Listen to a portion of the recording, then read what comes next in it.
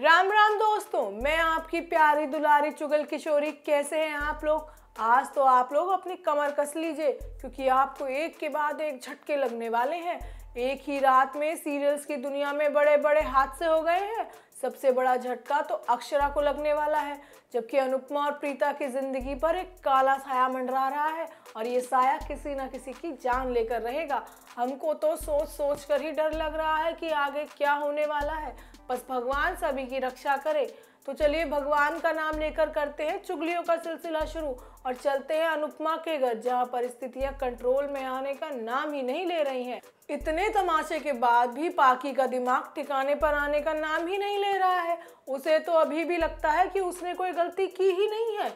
अभी भी अनुपमा को कोसते हुए कहती है कि खुद तो महलों में रह रही है और हमें सड़क पर छोड़ दिया है। आदिक फिर भी उसे समझाता है कि सुधर जाओ और अपने दिमाग से ये बात निकाल दो कि वो घर उसका है, मैं मेहता हूँ, कपाड़िया नहीं। पाकी तो पाकी, शाह हाउस में वनराज का दिमाग भी खराब है। उसे भी इस वक्त अनुपमा की गलती ही नजर आ रही है। वनराज कहता है कि अनुपमा को तो ड्रामा करने की आदत है, पहले भाषण देती है और फिर नौटंकी करती है।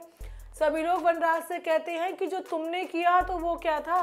काव्या कहती है कि पाकी की हरकतें बढ़ती जा रही थी और तभी अनुपमा ने ये कदम उठाया है। उसके लिए भी ये करना कोई आसान नहीं रहा होगा, लेकिन इसके बाद भी वनराज पाकी को ही सपोर्ट करता है। लेकिन बा पहली बार अनुपमा की तारीफ करते हुए कहती है कि उसने जो किया वो बिल्कुल ठीक किया। मतलब पहली बार बा ने अनुपमा को सपोर्ट किया है। पाखी को बाहर निकालने के बाद अनुपमा और अनुज अंकुश से बात करते हैं और कहते हैं कि पाखी की हरकतों को सबसे ज्यादा बढ़ावा तो बरखा ने ही दिया है, ऐसे में बरखा भी घर में नहीं रह सकती। पहले तो अंकुश को धक्का लगता है, लेकिन फिर वो संभल जाता है। अपने मन को शांत करने के लिए अनुपमा छोटी को पिकनिक पर भेज देती है कि तभी उसके पीछे कोई अनजान साया लग जाता है। अनुपमा को बुरे बुरे संकेतों का आभास तो होता है, लेकिन वो आया गया कर देती है। लेकिन कोई अनजान गाड़ी अब उनका पीछा कर रही है। अब उस गाड़ी में कौन निकलेगा, ये देखने वाली बात होगी। वहीं अक्षरा पर दुखों का पहाड़ टूटने वाला है, लेकिन बेचारी को इस बारे में कुछ पता ही नहीं है, क्योंकि अभिमन्यु ने उसे कुछ बताया ही नहीं है। होता यह है कि दोनों के दिन की शुरुआत बहुत अच्छे से होती है, दोनों के बीच खूब सारा रोमांस भी होता है, लेकिन सुबह होते ही आरोही की शक्ल देखकर सब कुछ बिगड़ जाता है। अरे हाँ, बिना किसी को बताए आरोही और नील घर वापस आ चुके हैं। आरोही तो बिल्कुल गुलाबी साड़ी में दुल्हन की तरह सज धज कर सबके सामने आती है, और तो और सबके लिए खुद बिना बताए ही हलवा बना कर ले आती है। हालांकि उसके हलवे को देखकर कोई भी दिलचस्पी नहीं दिखाता है। सभी लोग अक्षरा को गुड लक कहते हैं, क्योंकि वो ऑडिशन देने जा रही होती है। अक्षरा ऑडिशन के लिए निकलती है कि तभी अभिमन्यु को घबराहट महसूस होती है, जिसके बाद उसे खबर मिलती है कि अक्षरा का तो एक्सीडेंट हो गया है।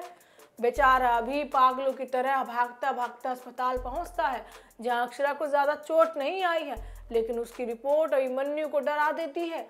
लेडी डॉक्टर बताती है कि अक्षरा को मां बनने में दिक्कत हो सकती है, और तो और अगर वो कंसीव करने की कोशिश करती है तो उसकी जान को भी खतरा हो सकता है।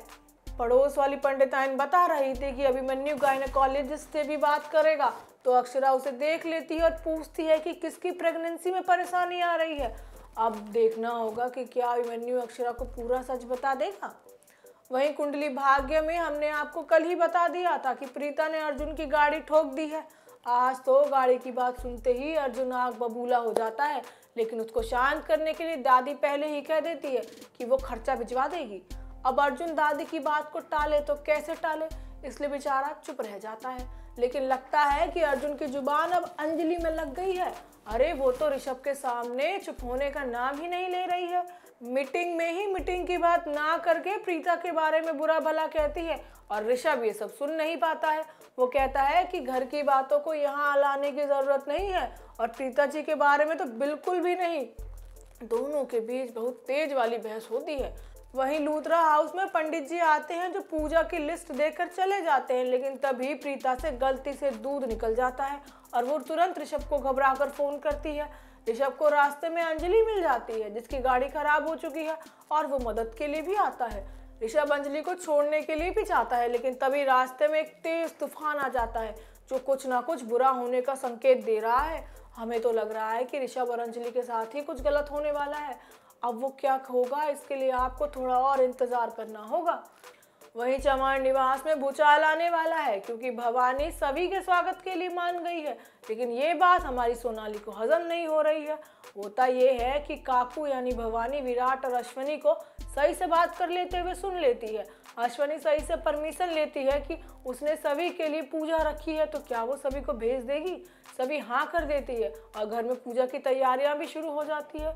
लेकिन भवानी को ये बात बहुत बुरी लगती है कि उसके बिना इजाज़त के आखिर घर में पूजा का प्रोग्राम कैसे रखवा लिया गया।